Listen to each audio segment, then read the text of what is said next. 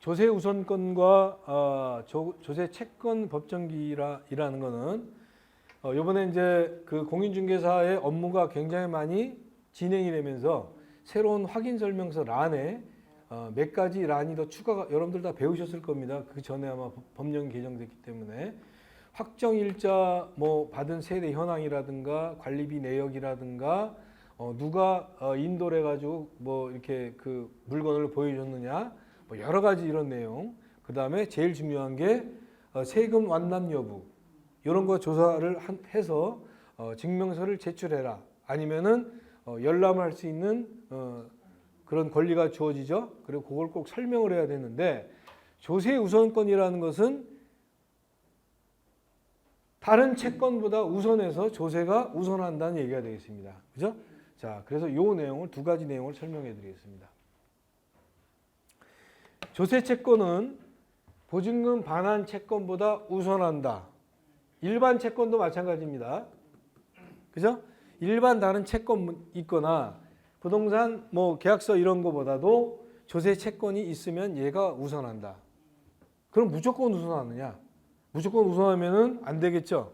그래서 조세 채권 법정 기일이라는 걸 정해놓습니다. 자, 이 법정 기일이라는 것은 신고일 기준하고 발송일 기준이 있는데 우리가 세금을 본인이 신고하는 게 뭐 있냐면은 부가가치세 본인이 신고하죠. 다른 사람이 신고해 주는 게 아니죠. 내가 가서 나 부가가치세 얼마라고 신고하는 겁니다. 소득세도 마찬가지죠. 소득세도 나 1년에 이만큼 벌었습니다. 신고하는 겁니다.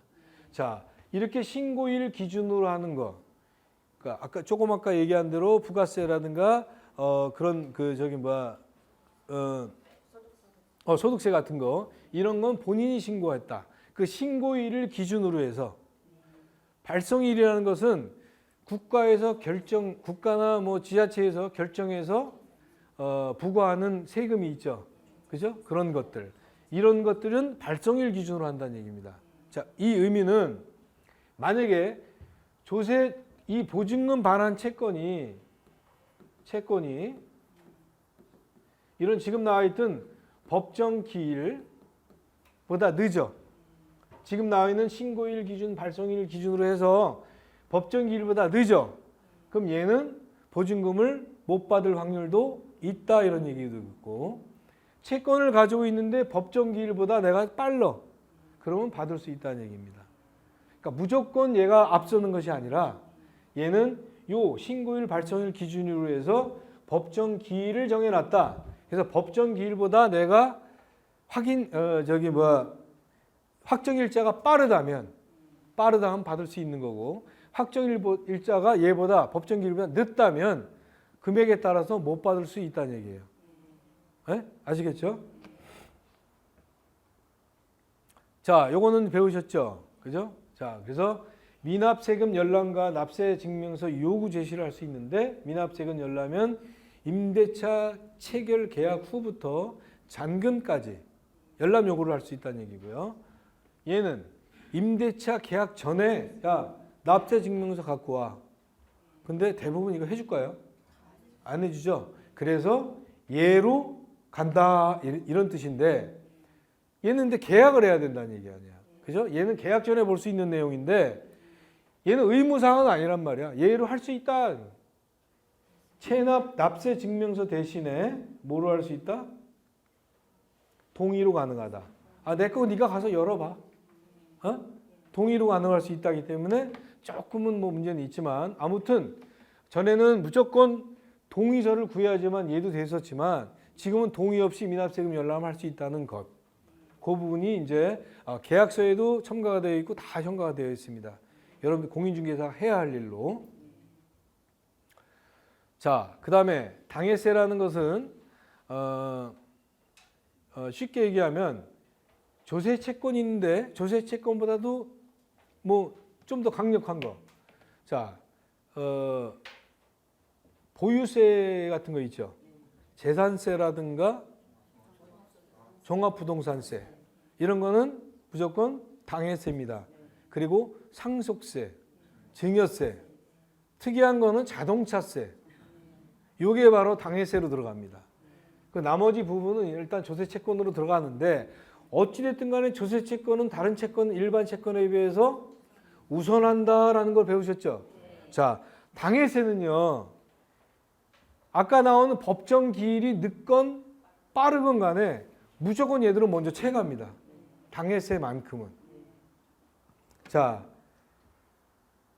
그런데 당해세 우선순위 예외 조항이 4월 1일인가부터 발동이 됐습니다. 그래서 전에는 내가 대항력이 있는 선순위인데도 불구하고 얘는 지금 없었던 내용이죠.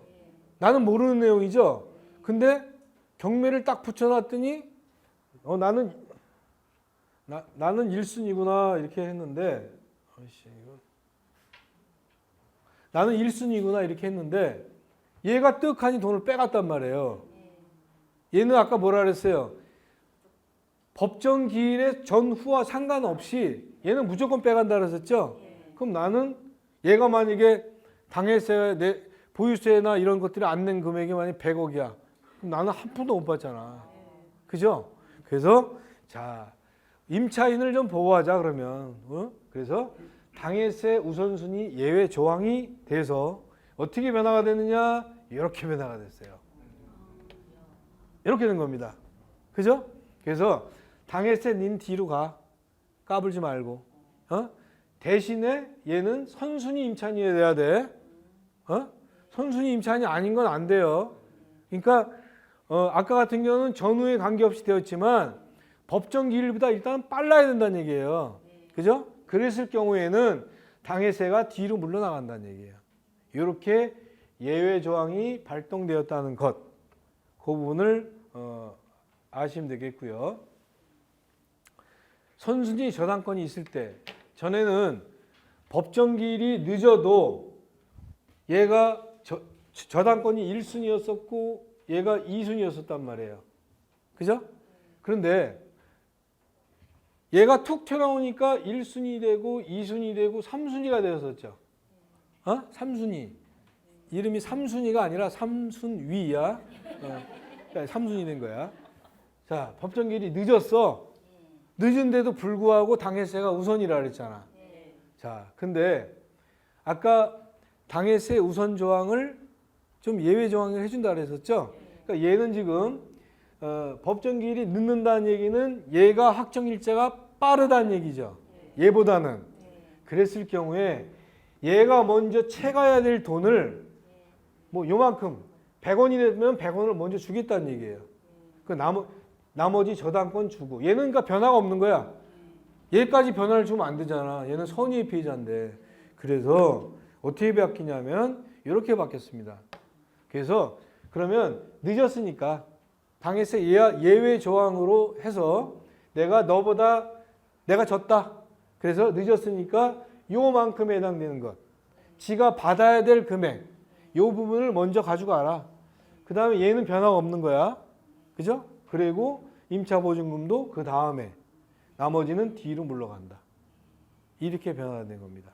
그래서 선순위 저당권이 있을 때도 이렇게 당해세 우선순위 예외 조항이 발동이 되었기 때문에 이런 것도 알아두시면 좋겠습니다. 라는 얘기고요. 자, 여러분들이 앞으로의 모든 말이 멋지지 않아요? 걸음과 모든 시간을 응원하겠습니다. 여러분들 그 머리가 좀 많이 아프죠? 갑자기 머리 쓰니까 제가 두서없이 시간이 막 쫓겨서 막 설명을 했는데 본교육 시간에는 좀 더 진지한 자세로 디테일하게 강의를 임하도록 하겠습니다. 그리고 여러분들 이 손을 이렇게 모아보세요. 머리가 좀 아프죠? 머리가 아주 좋아지는 게 있어요. 요 끝에를 치세요. 안 하면은 합격증 없어져. 막 치고 손을 점점 벌려. 더 세게 막 세게.